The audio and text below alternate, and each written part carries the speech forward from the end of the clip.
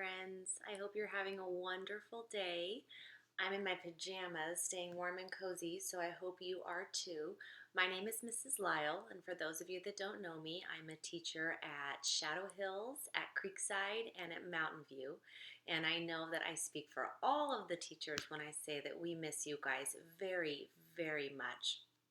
I'm going to read you a story today, and it is one of my own children's favorite storybooks, and it's super silly, so I hope it makes you laugh.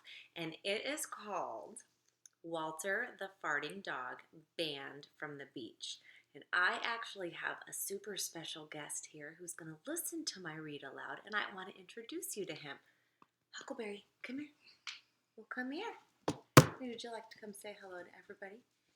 This is my dog Huckleberry, and he has been known to be a little bit of a stinky dog from time to time. So he's going to lay down with us while we read the story. Come lay down. Come lay down. All right. Would you lay down? Okay. Walter the Farting Dog Banned from the Beach. Can you lay down now? Is it all about you? I need it. Lay down. Come on, lay down. Lay down. Thank you, sir. Okay. Walter the Farting Dog Banned from the Beach.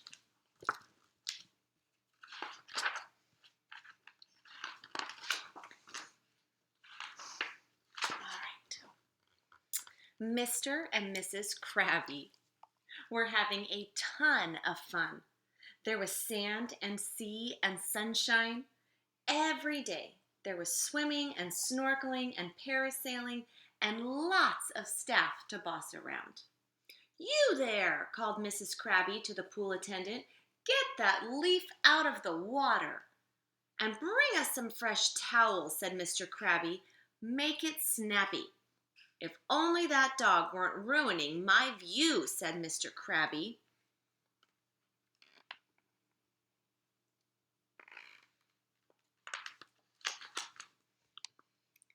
The dog was Walter, digging happily in the sand. You never know where an old bone might be hiding. He detected something under the sand and dug more frantically. "Treasure! A bone! And it's a big one!" He strained to tug it free and let out an enormous fart.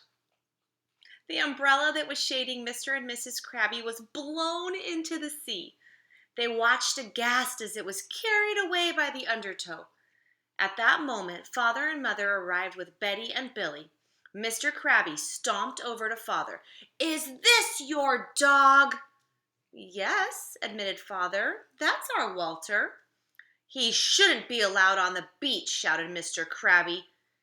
"He blew away our umbrella." "It couldn't have been Walter. It was probably the sea breeze." "The sea breeze doesn't smell like that," said Mrs. Krabby.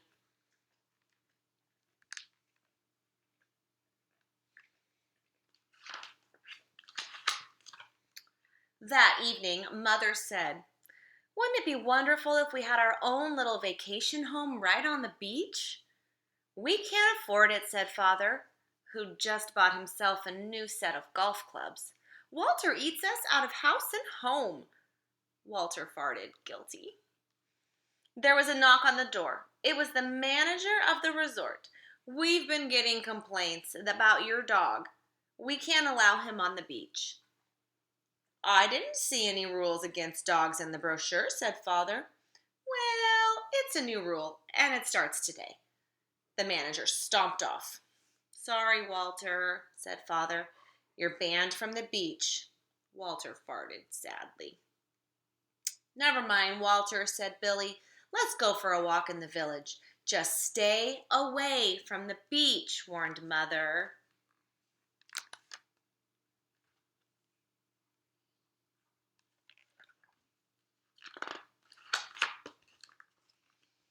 In the quaint little village, lights twinkled in the trees.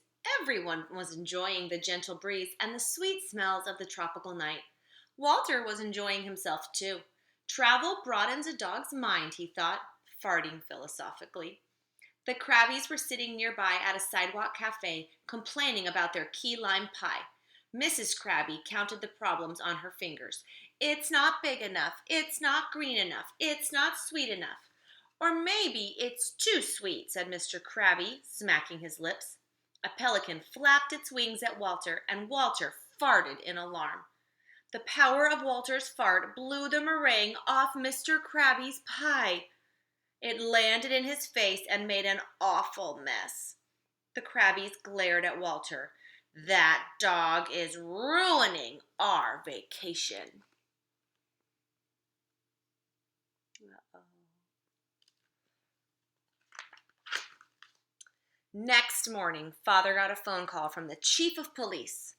I've had serious complaints about your dog, said the chief. I'm afraid we can't allow him on our streets. Father hung up. Sorry, Walter, you're banned from the village. But where can Walter go now? Asked Billy. He's grounded, said Father. He stays inside. That's not a very nice vacation for Walter, said Betty. Walter farted.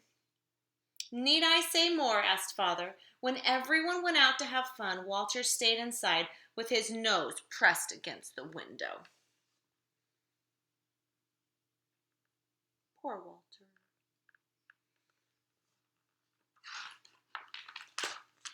Well, thought Walter, I'll just have to make the best of it. He sniffed around for something to eat and found a sack of strange-looking tropical fruit. The label said, cook thoroughly. Do not eat raw.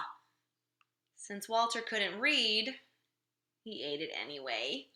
Then he went to snooze in the sunshine, pouring through the window. Uh-oh.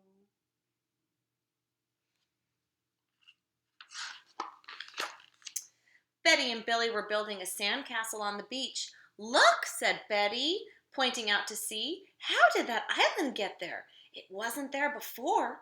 It must have been underwater, said Billy. Now that the tide is out, we can get there. Let's go. They waded out through the shallow water to explore the mysterious island.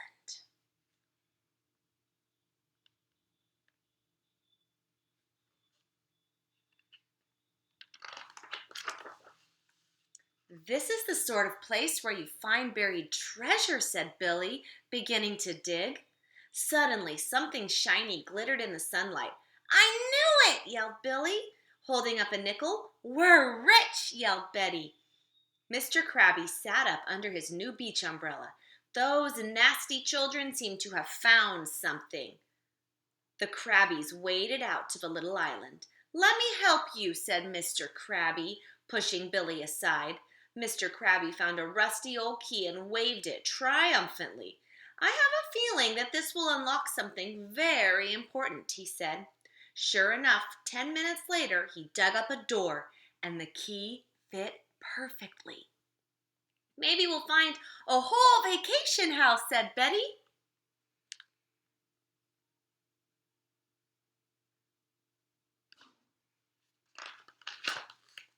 Though they dug for hours, they didn't find anything else, and they didn't notice that their island was shrinking.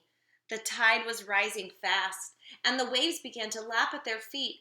Betty looked up and gasped, How did the beach get so far away? It's the tide, cried Billy. We're marooned. Out of my way, shouted Mr. Krabby, and he leapt into the water. Mrs. Krabby dove in after him, followed by Betty and Billy. They swam as hard as they could, but the undertow was too strong. The current swirled them around and dumped them back on their shrinking little island. Our only hope is to build a raft, said Mr. Krabby.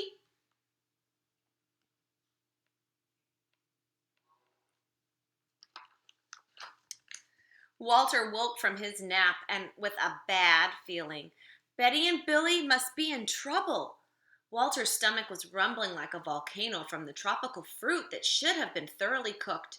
But he ignored it, and he raced through the screen door. Locked!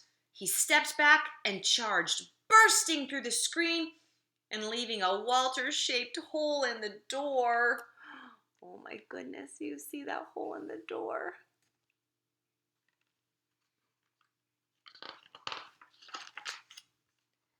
Walter ran to the beach and saw 4 figures in the distance.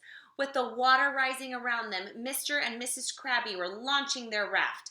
Billy was trying to help Betty, and Walter could see Betty with her little head above the surface and her arms waving frantically.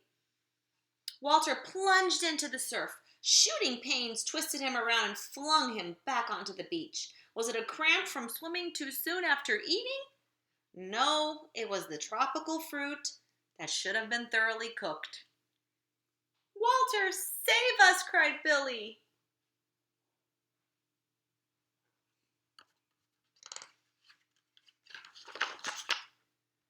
Walter struggled to rise, but the gases produced by the tropical fruit that should have been thoroughly cooked chose this moment to erupt with terrible force.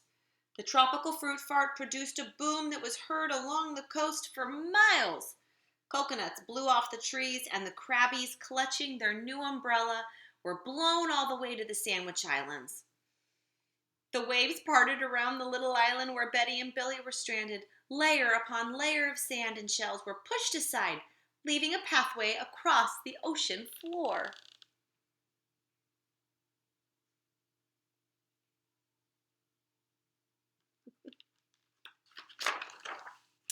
Betty and Billy ran toward the shore. Halfway there, Billy tripped on something jutting from the ocean floor. Walter raced out to help him. "It's a treasure chest!" cried Billy. "Bones!" thought Walter, and grabbed a handle in his teeth. He dragged the chest to the beach. Betty and Billy pried it open. Walter was disappointed to see it only contained jewels and gold.